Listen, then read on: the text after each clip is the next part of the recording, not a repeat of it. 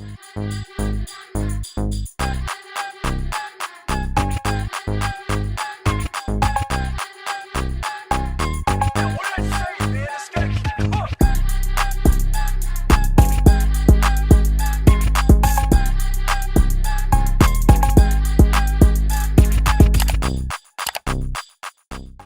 guys, welcome back to Creating Your Own Reality podcast. Today I'm here with Julian King. He is an R&B artist and he is one of the best people I met in 2021, like inadvertently. This is actually our first time meeting in person, but Julian, I actually met you on stage when you were performing at the award show that Rec had. Yes, the I don't know if you remember Awards. that. Yeah. Yeah, so the reason why I was so shook by your energy was because you came in with this dope outfit, heels, like nails. Everything was on point. You looked beautiful. Thank you. And I feel like it was so bold because we're in Philly, you know?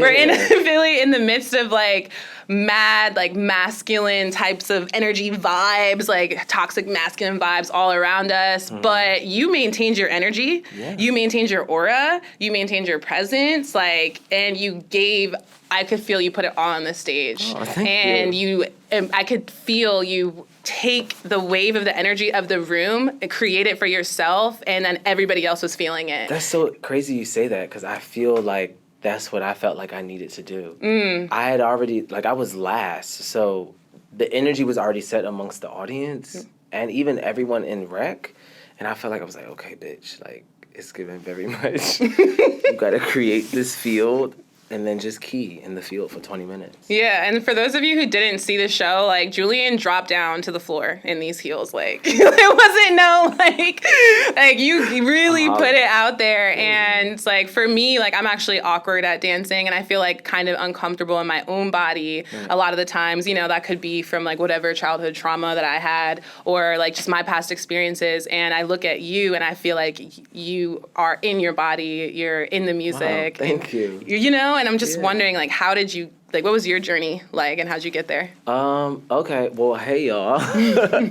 One hell of an intro. Thank you. Wow. I felt like my grandma was, bigging me up to CNN. Thank you. I really appreciate that. So it's interesting because I've always had this inkling to, want to be in front of people. Back then, growing up in church, it was always, just the nigga with curly hair that was the PK that just was singing and dancing. And it quickly evolved into, through high school and college, this thing that was becoming a thing.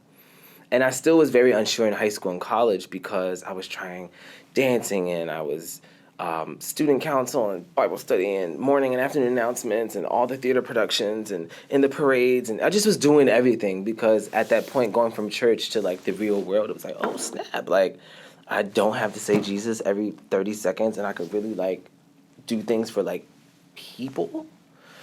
Then it became okay, this is kind of cool, because the same gift that I'm using here is actually touching people out here, but, in a weird way, I was taught that, it wouldn't really touch the people out there, although we were supposed to be touching the people out there. It was, really weird.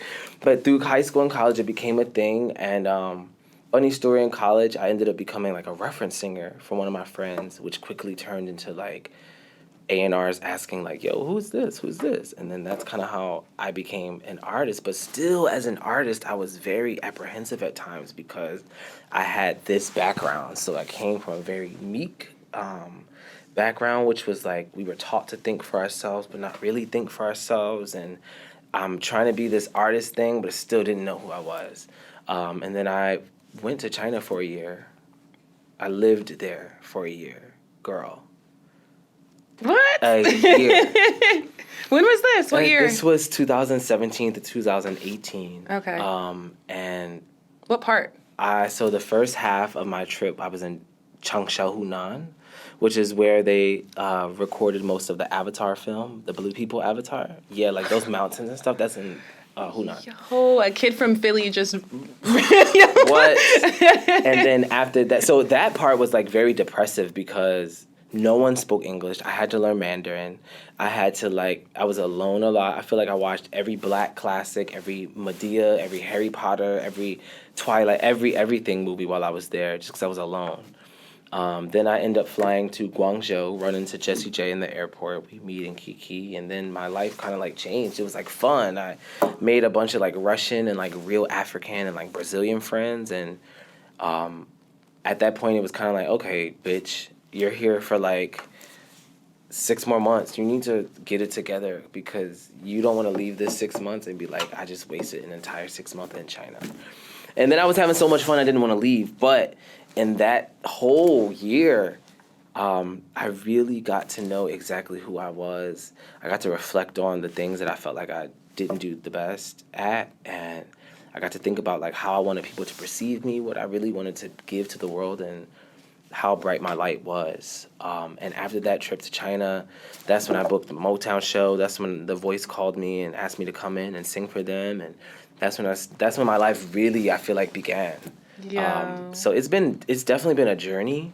But where I feel like I stand right now, I feel like I'm that little bit of hope that people like thought that they had and knew that they had, but kind of forgot about because the world is just so fucked up right now. You know what I mean? I mean, a part of my podcast is called Creating Your Own Reality. And I read your article in Gracias magazine where you said you had to go outside of your community in order to discover yourself. And a big part of the podcast, or what I'm trying to project, is that we can create ourselves. And I feel like that's exactly what you did. And this is an amazing like conversation. I really want people to like listen. Like, you traveled, you came outside of your community, went to a completely random place, and then it sounds like you had a couple of realizations. And what would you say that was for you?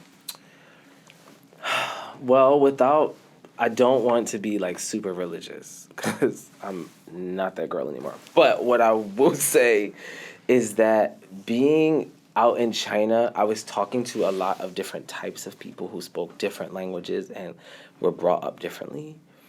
And in a matter of seconds, I quickly realized, like, wow, my viewpoint of what life was and the possibility of life was very narrow because I was taught you're supposed to do this and this and this and this is wrong. Don't ever do this and this. Go this and you need her and you need him and then they do this, and versus meeting a bunch of people that like, well, I didn't even know who God was until I was 24, or I grew up in Thailand and we didn't do this, or I grew up in Dubai and I grew up in Russia and I'm from Brazil, and everyone's upbringing was different and they believed different things. And it quickly made me realize that like the way that I was taught and the way that I think, just period, is not the only way of life.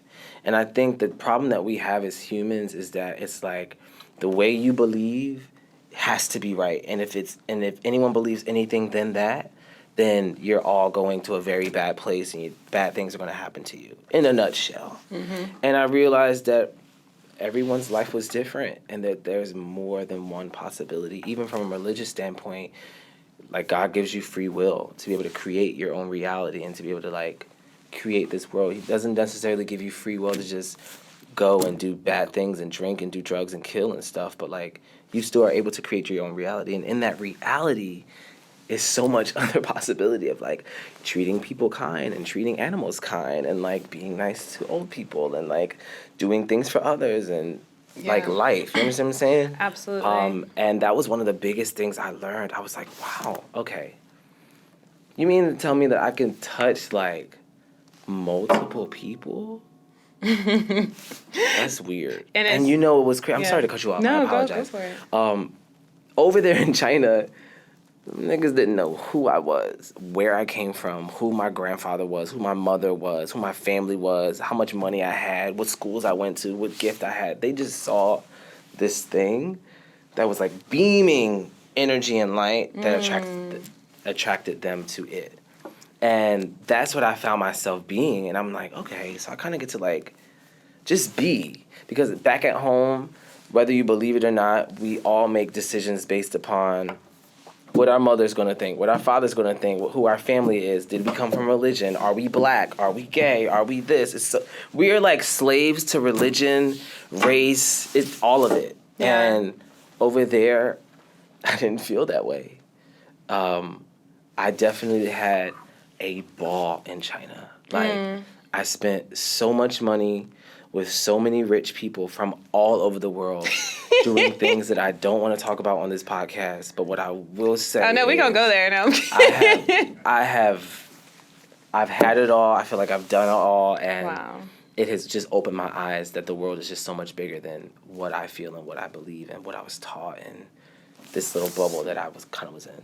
That's amazing. And I feel like it's so much easier to create yourself, like, when you're not in your community. Like, I've traveled a bunch too. Like, I've been to Hong Kong, Japan, and Thailand, all these crazy places. And it's like you're a nobody. But, like, from that nothingness, you can create anything you want. Yes. And it's the most amazing feeling. So I'm with you there. But I don't want to skip over the fact that you said you were on The Voice. I was. So we're going to get back to that, Okay, you know? let's talk about it. Because you were this person, you know, you went to church, you did everything your parents wanted you to do, and then you traveled, and then you created this life for yourself that was completely different than anything you've ever known, and then you get this call from The Voice. Yeah, it was really interesting.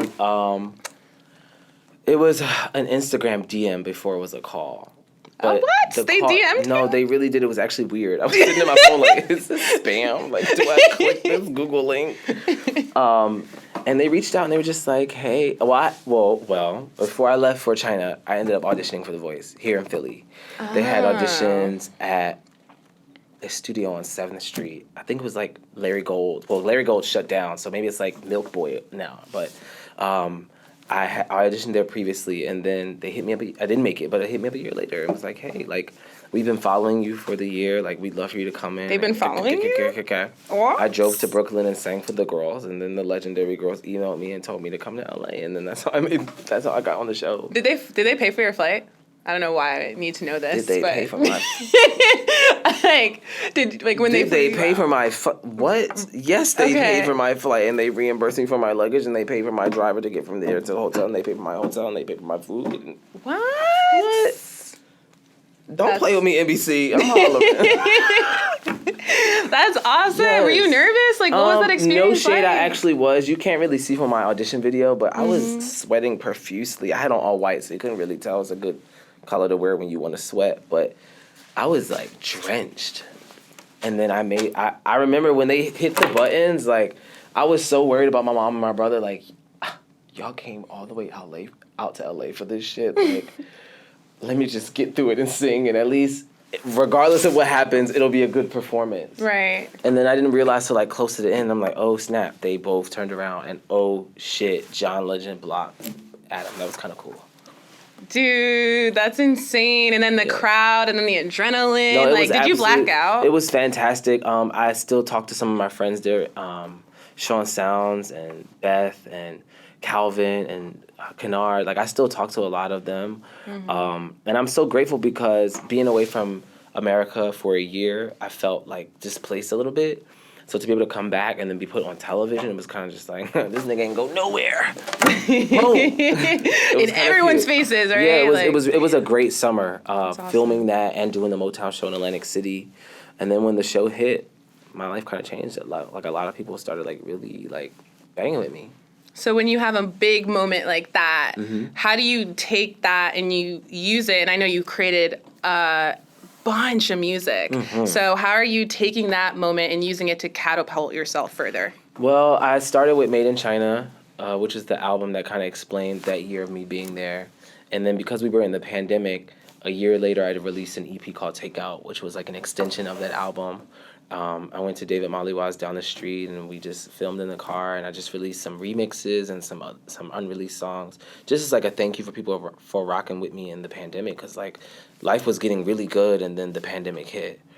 My last concert, like 4 days before the NBA shut down, Brandy was sitting there like talking about how much she loved me, and Jay-Z's music director were playing for me, and I was in LA, and I just felt like things were like moving, and then the pandemic hit. And so that's why I did that EP. But also in the pandemic, I just started like writing and recording so much more from like a very honest place. And for the very first time in my life, although my older projects did talk from my perspective, but it was a very like wide-based, generalized perspective versus now, like, it's a mirror reflection of the very things that I've gone through and that I'm going through and that I've felt and that I've thought and that I've like really come to this place. And I'm really excited because I think that there's a void, especially coming from my perspective or a perspective that looks like mine, that's not being filled. And I really think that I can be that guy to fill it. So I'm really excited. I'm excited for you. I heard you have an album coming out. So right now we're single based. I released Gonna Do last July just to kind of test the waters and see what the girls were given and see if, the legendary children really fucked with me. But it seems like they do. So I'm starting with Can We Go Back? On Friday, the single and the music video is dropping. And then every week after that, I'm dropping a lot of supporting content.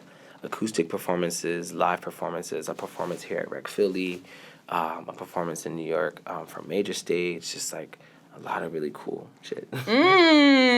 I love this for you. Thank you. Just because the pandemic happened, you developed this body of art now that you get to, have other people experience. And you guys, I have to wrap it up. Julian, I have one more question for you, Okay. but I make sure that you stream his music. I'm going to put the links in the description. And Absolutely. the last question, I will hurt myself if I don't ask this, but Okay. for someone who is looking at you and inspired and in awe of how you show up in the world and just like wants to emulate that, like what advice would you give that young person or that other person on the other side who might just be insecure or just might feel like they're not in a place to kind of stand in those shoes yet? One of the biggest questions that I asked myself in China was, what if who I hoped to be was always me?